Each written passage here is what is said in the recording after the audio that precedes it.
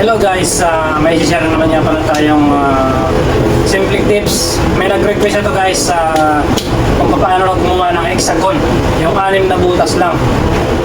So, madali lang ang paraan dyan. Kunyari ang PCD niya is 200 or 300 or 400 yung center distance ng butas sa butas.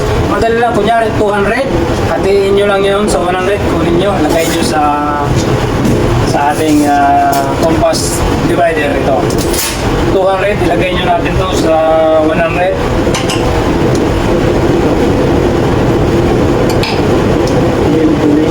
So yan, nasa 100 na to. Then magli-layout tayo dito. Iikot natin to guys. So yan, ikot lang natin yan.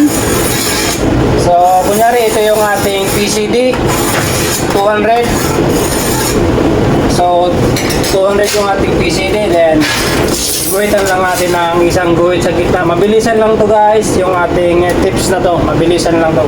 So guhitan lang natin siya ng isa. So yan. Sorry. Yan, meron na tayong guhit. So, para makuha natin yung 6 na butas, hexagon, ito lang guys, madali lang. Pansiran nyo lang itong kanto nito kung saan nag-join itong cross nya.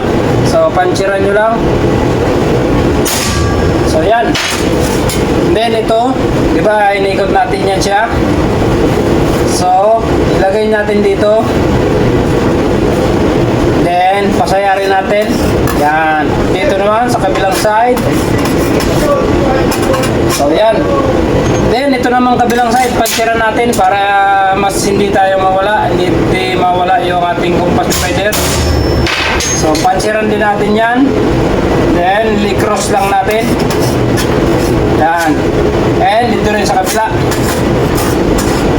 So, meron na tayong join. 1, 2, 3, 4, 5, 6. So, mabilisan lang to guys. So, yan. Mabilis lang. Napakadali lang yung ating hexagon. So, ganun lang. Kadali maglagay o mag-layout ng hexagon na wala na tayong formula. Ito lang compass divider yung ating ginamit. Sana may natutunan kayo dito guys. Sa simpleng ito, napaka-basic na ating paraan ng pagkuha ng hexagon. Basta meron tayong PCD. Thank you so much guys sa inyong support. Sana hindi kayo magsawa. Thank you guys.